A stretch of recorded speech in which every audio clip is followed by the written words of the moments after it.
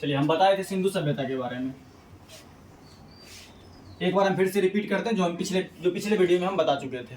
हम बताए थे कि सिंधु सभ्यता का काल 2500 बीसी से 1750 बीसी तक चला था। 2500 बीसी से 1750 बीसी तक चला था। और उसके बाद का काल वैदिक काल आया। उसके बाद का काल वैदिक काल आया। जब सिंधु सभ्यता खत्म होती है तो 250 साल तक कुछ नहीं हुआ। 250 साल तक कुछ नहीं हुआ। और 250 साल के बाद आया क्या? वैदिक काल। 1500 बीसी से लेकर 600 बीसी तक। पहले एक बार हम रिपीट कर लेते हैं। पिछले वीडियो में सारा चीज बता चुके हैं, हम एक बार रिपीट करते हैं।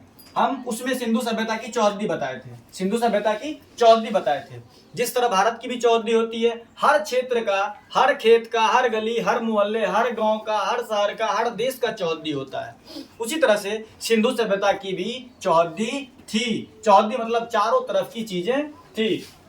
सबसे पहली बात, सिंधु सभ्यता का आकार कैसा था? सिंधु सभ्यता का आकार त्रिभुजाकार था। सिंधु सभ्यता का आकार कैसा था? त्रिभुजाकार था।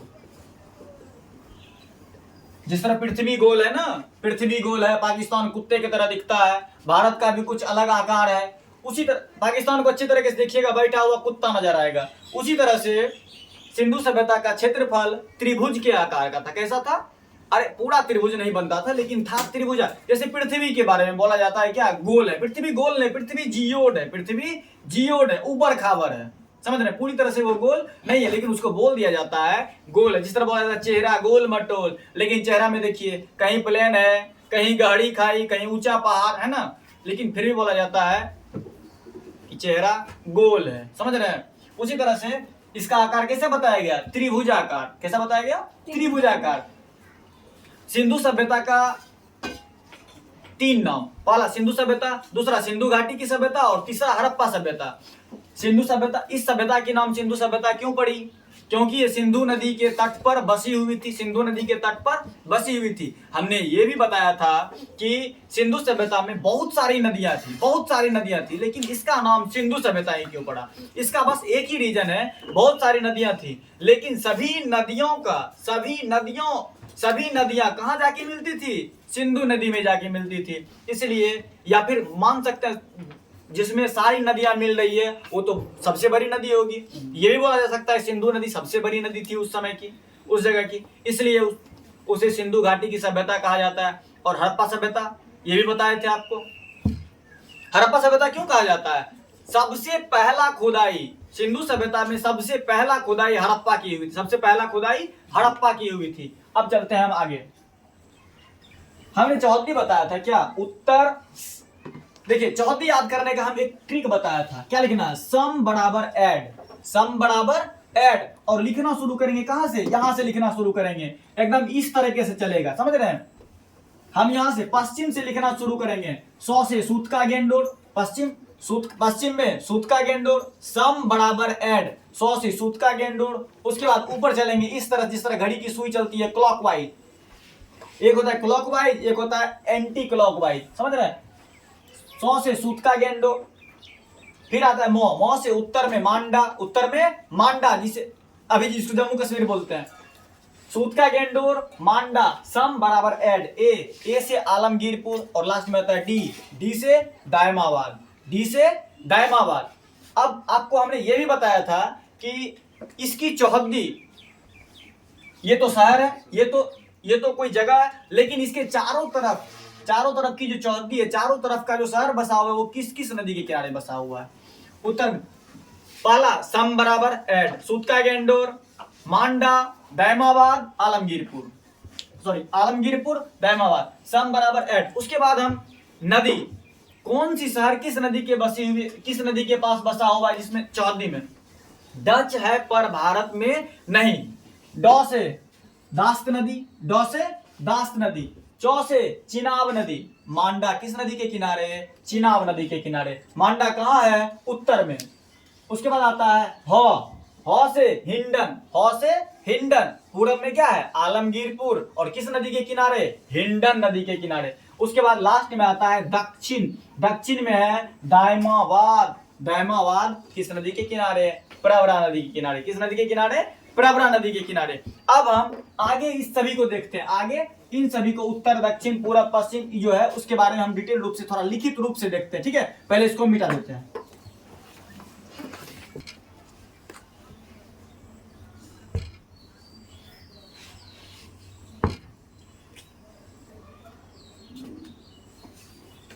चलिए, अभी हम चौहद्दी बताए जिसमें 4 सीमा थी, चौहद्दी बताए जिसमें 4 सीमा थी। हम क्या बताए थे, ट्रिक जो बताए, सम बराबर ऐड, हम कहां से, पश्चिम से शुरू किए थे। हाँ, पश्चिम से ना, सौ से सूतका गेंडोर, मौ से मांडा, पश्चिम के बाद क्या आएगा ऊपर, उत्तर। पश्चिम में सूतका गेंडोर, उत्तर में मांडा, पूरब में आलमगीरपुर और दक्षिण में दायमाबाद। यहां देखिए हम क्या बताएं, इसकी पश्चिमी सीमा, इसकी पश्चिमी सीमा सूतका, देखिए ये मत समझिएगा सिंधु सभ्यता का सारा क्षेत्रफल सिर्फ भारत में भी है, समझ रहे, सिर्फ भारत में ही है, कुछ पाकिस्तान में भी है, कुछ पाकिस्तान में भी है।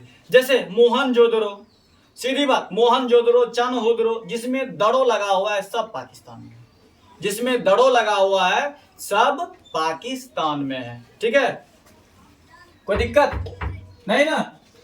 आगे देखते हैं, इसकी पश्चिमी सीमा पाकिस्तान के सूतका गेंडोर में थी, जो दास्त नदी के तट, देखिए इसकी पश्चिमी सीमा पाकिस्तान के सूतका गेंडोर में थी, पाकिस्तान के सूतका गेंडोर में थी। उस समय तो भारत पाकिस्तान अलग हुआ नहीं था, उस समय सब एक ही था। लेकिन आज की स्थिति अगर देखा जाए, इसकी पश्चिमी सीमा कहाँ थी, सूतका गेंडोर में, जो कहाँ है, पाकिस्तान में। कहाँ है, पाकिस्तान में। और वो किस नदी के किनारे, इसकी पश्चिमी सीमा दास्त नदी के किनारे थी। किसके किनारे, दास्त नदी के किनारे, नॉर्थ, साउथ, ईस्ट, वेस्ट। फिर उसके बाद दूसरा, पश्चिमी सीमा हो गई ना, उसके बाद चलते हैं उत्तरी सीमा। इसके बाद उत्तरी, आपको बताए थे ना इस तरह चलेगा। इसके बाद आता है उत्तरी सीमा। इसकी उत्तरी सीमा कश्मीर के मांडा में थी, कश्मीर के मांडा में। अभी आपको बताए थे ना, जम्मू कश्मीर बोल दीजिए उसको, मांडा, मांडा किसको बोला जाता है, कश्मीर को। कश्मीर के मांडा में थी, जो किस नदी के किनारे थी, चिनाब नदी। किस नदी के किनारे, चिनाब नदी के तट पर थी। कोई दिक्कत। फिर बोला जाता, और हाँ, इसकी खुदाई, इसकी खुदाई किसकी, मांडा, मांडा की खुदाई किसने किया था, जगपति जोशी ने। किसने किया था, जगपति जोशी ने 1982 ईस्वी में किया था। जगपति जोशी ने मांडा की खुदाई 1982 ईस्वी में किया था। कोई दिक्कत। उसके बाद तीसरा नंबर है, चलिए ये भी हो गया, ये भी हो गया और ये भी हो गया ना, उत्तरी सीमा ये हो। अब चलते हैं पूर्वी सीमा, अब चलते हैं पूर्वी सीमा। बोला जाता है इसकी पूर्वी सीमा उत्तर प्रदेश के आलमगीरपुर में थी। आलमगीरपुर कहाँ थी, उत्तर प्रदेश में। उत्तर प्रदेश के आलमगीरपुर में थी, जो किस नदी के तट पे बसी हुई थी, हिंडन नदी। जो किस नदी के तट पर बसी हुई थी, हिंडन नदी के तट पर। और इसकी खुदाई जब हो रहा था, तो उस समय वहां के लीडर, नेतृत्व करने वाले को लीडर बोलते हैं, वहां के लीडर थे यज्ञदत्त शर्मा। वहां के लीडर थे यज्ञदत्त। अरे खुदाई तो मजदूर करेगा ना, खुदाई मजदूर करेगा ना, लेकिन करवा कौन रहे थे, यज्ञदत्त शर्मा। जब भी आपसे पूछा जाएगा, एक बार फिर से रिपीट करते हैं, पश्चिमी सीमा कहाँ है, पाकिस्तान में, पाकिस्तान के सूतका गेंडों में। अभी क्या बताया कि अगर जानना है कि कौन सा क्षेत्र कहाँ जिसमें दड़ो लगा हुआ है, जिस सूतका गेंडो, राष्ट्र में डो आ रहा है ना, तो ये कहाँ है, पाकिस्तान में। चनहोदड़ो पाकिस्तान में, मोहनजोदड़ो पाकिस्तान में। दास्त नदी के तट पर है कौन, सूतका गेंडोर। उसके बाद इसकी उत्तरी सीमा मतलब उत्तर, जैसे भारत की चौहद्दी उत्तर में हिमालय है ना, हिमालय। उत्तरी सीमा मांडा किसके किनारे है, चिनाब नदी के किनारे। और इसकी खुदाई किसने किया था, जगपति जोशी ने 1982 ईस्वी में। जगपति जोशी ने 1982 ईस्वी में। और इसकी पूर्वी सीमा उत्तर प्रदेश के आलमगीरपुर में थी, उत्तर प्रदेश के आलमगीरपुर में थी, जो कि किस नदी के किनारे, हिंडन नदी के तट पर बसा हुआ था। और यज्ञदत्त शर्मा के नेतृत्व में इसकी खुदाई हुई थी। इसको मिटाते हैं और हम चौथा नंबर लिखते हैं।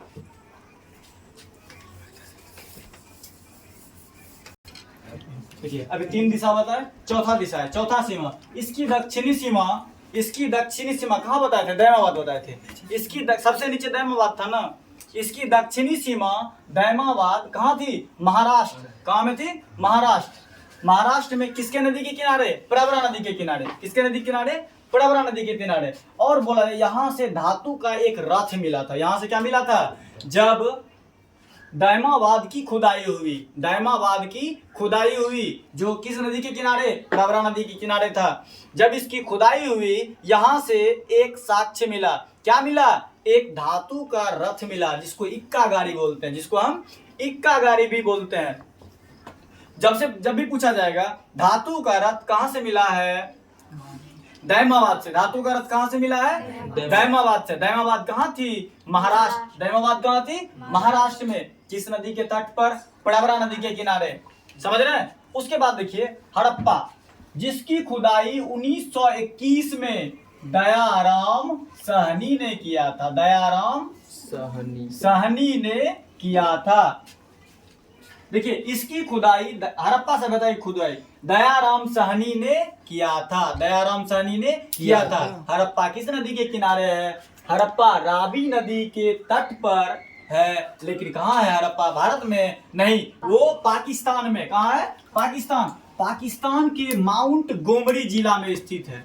हड़प्पा कहाँ है? पाकिस्तान के माउंट गोमरी जिला में स्थित है, भारत में नहीं है ना।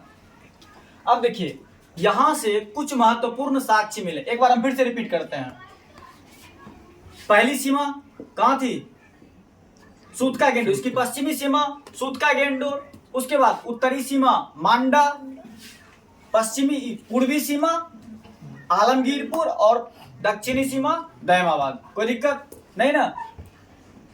हड़प्पा। अब चलते हैं हम एक एक शहर को अच्छे तरीके से हम पढ़ेंगे, एक एक शहर को।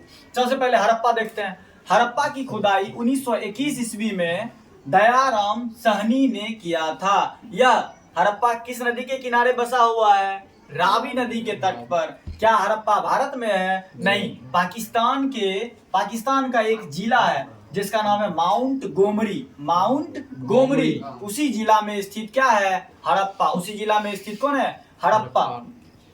अब देखिए यहां से कुछ महत्वपूर्ण साक्ष्य मिले। जैसे भी तुरंत बताए ना कि दैमाबाद में एक इक्का गाड़ी मिला था। दैमाबाद में एक इक्का गाड़ी मिला था, जिसको धातु का रथ था, जिसको हम इक्का गाड़ी भी कहते हैं। उसी तरह से यहाँ से कुछ महत्वपूर्ण चीजें मिले हैं, जिसका और पूछा जाता है एग्जाम में। जैसे यहाँ से क्या पूछा जाएगा? कुम्हार का चाक कहाँ मिला था? हड़प्पा में। अन्नागार, श्रमिक आवास मतलब रहने का घर, मातृदेवी की मूर्ति, एक मातृदेवी का मूर्ति मिला था। लकड़ी का उखली देखे हैं? लकड़ी का उखली, लकड़ी का ताबूत बोला जाता है। मरे हुए को जो रखता है ना, मरे हुए को देखते हैं ना, मरे हुए को उसको ताबूत बोलते हैं। लकड़ी का ताबूत। RS-37 कब्रिस्तान का नाम था। RS-37 कब्रिस्तान मिला था। उसके बाद हाथी का कपाल मिला था। क्या जिंदा हाथी मिला होगा? उतना पुराना जिंदा हाथी मिला होगा। अरे 1921 में खोज हुआ, इसका खुदाई हुआ, लेकिन है कब का? 2500 BC पूर्व। 2500 BC पूर्व। ये कौन सा साल है? 2023 से चले जाइए कहाँ पे? शून्य काल पे जाइए। कितना साल हुआ? और उससे पूर्व चले जाइए 2500 साल। सोचिए कितना पुराना होगा। क्या उस समय जिंदा हाथी मिला होगा? नहीं, हाथी का मतलब हड्डी उड्डी मिला होगा ना। क्या पूरा हाथी होगा? जी नहीं होगा। हाथी का कपाल और स्वास्तिक चिन्ह समझते हैं? स्वास्तिक चिन्ह। चलिए लास्ट में हम थोड़ा स्वास्तिक चिन्ह बता देते हैं और उसके बाद हम नेक्स्ट वीडियो में पढ़ेंगे। ठीक है, इसको मिटा देते हैं। स्वास्तिक चिन्ह देखते हैं हम। देखिए स्वास्तिक चिन्ह लास्ट में आया। स्वास्तिक चिन्ह कहते किसे? शुभ लाभ का चिन्ह देखे हैं किस तरह रहता है? इस तरह करके रहता है, ऐसे रहेगा। और किससे रहता है? सीधे ऊपर नीचे जाइए, फिर नीचे। ये स्वास्तिक चिन्ह, इसी को बोलते हैं स्वास्तिक चिन्ह। कोई दिक्कत नहीं ना?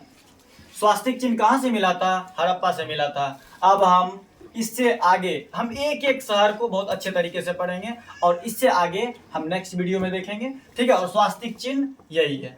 ठीक है, अब हम रहने देते हैं। अब नेक्स्ट नेक्स्ट पार्ट जब लेके आएंगे पूरी डिटेल के साथ लेके आएंगे और हम एक एक टॉपिक हम अच्छी तरीके से बता देंगे। ठीक है, अब रहने देते हैं यहीं तक।